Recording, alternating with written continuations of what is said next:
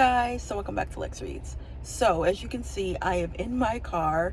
I am currently on my lunch break, and usually with my lunch breaks, when I do go out, I will run errands.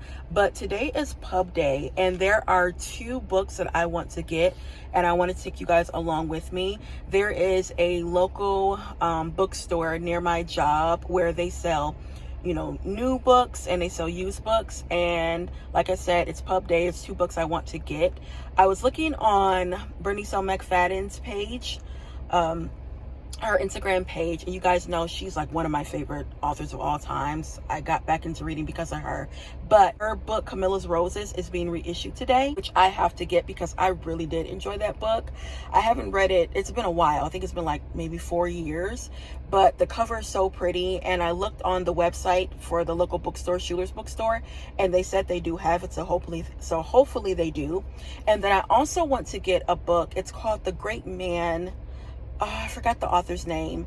It's a retelling of Great Gatsby, and I am such a fan of Gatsby. Love that book. Read it twice. So far I just want two books. I think that's all I'm going to get. I'm not going to go crazy because I do have a time limit. Like, I need to be back at the office by 3:30. It currently is 1:30, so I have a good amount of time, and I am going to probably pick something up to eat. But I wanted to take you guys along with me to get these books. So yeah.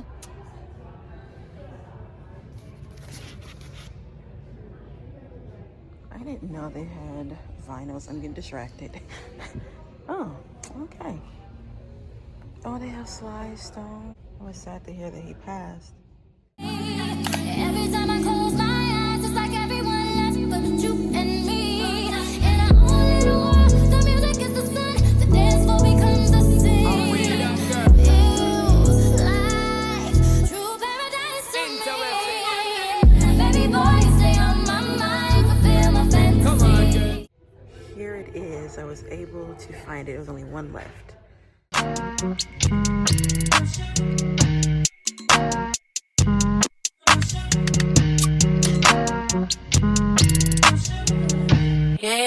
Yeah.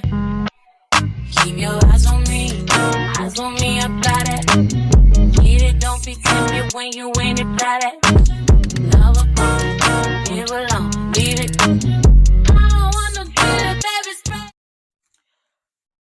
Okay guys, so we are back home from work. I did really good. I only got the two books I was talking about. They had a really good, I noticed, I really like their used book section. They have a really good, selection, but a lot of the books I already had. I think I did show you guys earlier, but I did get the Bernice L McFadden, the Camilla's Roses, and this is a re-release. So the one I have is this one. This is the first edition. And I remember reading this back during the pandemic.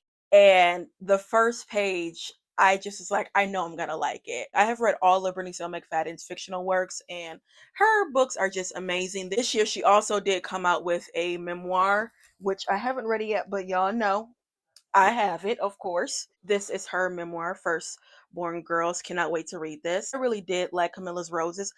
The fact that I read this like 4 or 5 years ago and I still remember it, her writing just does that. Kind of gave me, when I was reading it, you guys remember the movie Holiday Heart? They used to always play it on BET with Alfre Witter. It gives you that. You have a young woman where she is married, has a child, and she has become like estranged from her family. It's a lot of stuff that went on, and it's a lot of stuff that went on in that family. And she was like, as soon as I'm of age, I'm getting out of this situation and I'm never looking back. But there's some health issues, and she kind of needs to go back home to just see some things. But when she goes back home, a lot of those memories, a lot of those triggers, a lot of that trauma, it comes back up. Y'all, again, it reminds me a little bit of Holiday's Heart. Yeah, um, amazing. And you guys know with Bernice L. McFadden's books, they are so heavily impactful, yet it's little pages. This book is only 239, and it's a lot. It is a lot. It's not I wouldn't say you don't have to get your mind right, but yeah, I mean there's some parts obviously that are, a little bit hard to read, but it's not like, oh my goodness, like, I got to keep on sitting it down. No, it's not like that. But I really love these covers. It kind of reminds me of the cover of Sugar. This was also reissued. Oh yeah, it really does. This is reissued back in 2020 for the 20th anniversary. This is our first novel. Y'all see, I have tabbed it to death. I have two um editions of this book. Yeah, I think I want to read this. I'll tell you guys later what I currently am reading. And then next, I got The Great Man by Kyra Davis Louis. This is a debut novel from the author, and it is, like I said, a retelling of Great Gatsby.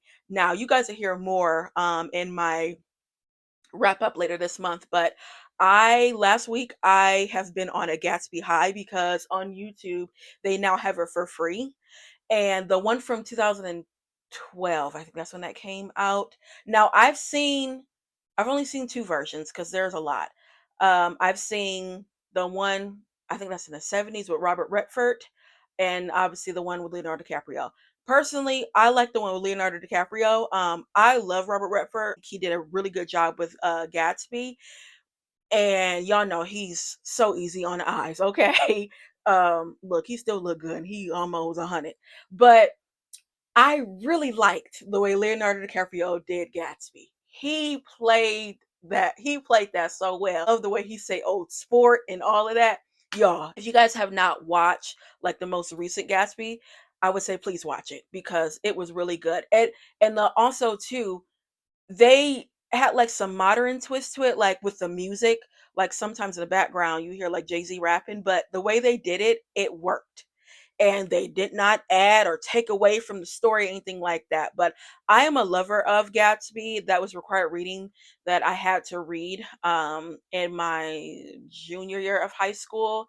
And then I think about 2 years ago, I reread Gatsby, and I mean, love it. Love, love, love it. So anything that has like a retelling or something with Gatsby, um I probably will get it because I just really do love that story. I do agree when they say, the greatest American novel. It's a great American novel. It honestly is, in my opinion. You guys know in Gatsby, that is set in the 1920s. This is set in the 1940s. It's set in 1945. You have Charlie, as it's set in a boarding house, and he starts to see the like black elites in that world because he's never, been like introduced to that world. He doesn't even know what it like entails. He meets James Reaper Man, and I guess that's like Gatsby. And he says he has extravagant parties, and people attend like Lena Horne, Hattie McDaniels. But as Charlie's unusual bond with Reaper deepens, so does the tension in the neighborhood as white residents, frustrated by their own dwelling fortunes, ignite a landmark court case that threatens the community's well-beings with promises of retributions. Told from the unique perspective of a young man who has recently returned from a segregating war, the great man waves a complecting narrative of wealth and class, often a profound exploration of the complexities of Black identity and mobility in post war America. This sounds like it's going to be really good. Again, if you are a fan of Great Gatsby, you might want to pick this up. It is not long either. This is 298 pages. Here's the author. Such a nice looking lady. So yes, I am really excited about this. I also was watching an interview with the author today, because this was released today. She said that there is a section in Gatsby when, oh, what's the young man's name? Oh, Nick and Gatsby, they're riding in the car. They point out like black people being like chauffeured, and it's kind of like it's a little racist because this thing is like, what is this world coming to? You got black people that have money and being chauffeured, I'm going to read that section because I did not pick that up, there are some like he did have a little bit of racist bits with Tom, of course, just something to the nature of like interracial marriage, something else about some blacks. But you gotta like pay close attention to it, I guess, to pick it up. And they do kind of say it in the movie too. And overall, that book is not racist or anything like that, but it has, some little undertones. But yeah, I am so so so excited about this, and I love the cover. Look at that cover. Y'all know anything when it comes to like black wealth, black elite, I really, just love, and I always say it's a breath of fresh air because we do get a lot of the stories that are struggles. That is my little mini haul today. I did want to tell you guys lastly what I am reading. So I did start our book club pick for the month of June. It's Take My Hand by Dolan Perkins Valdez, and oh my gosh.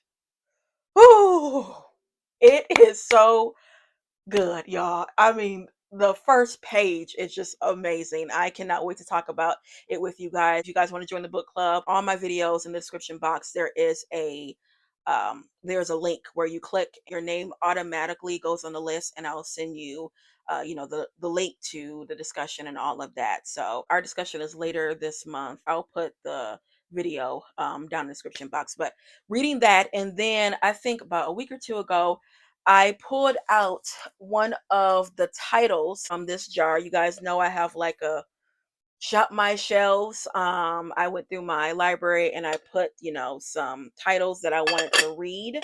And the one that I picked out was Do What Mother Says by L.S. Stratton. I did read her first book and I really did enjoy it. So I was supposed to start this like when I picked this book out like at least 2 weeks ago, and I have not. So um I do want to, start this. Usually I read between 1 to 3 books. Mainly I would say I kind of stick to two. So I'm reading my book club pick now. I need another book to read. I was saying earlier about picking this up because I haven't read it in a while, because I haven't read it in so long. Um, hmm. But I do want to read this. So yeah, guys, that is it when it comes to this video, and I'll be back with more black books. Bye.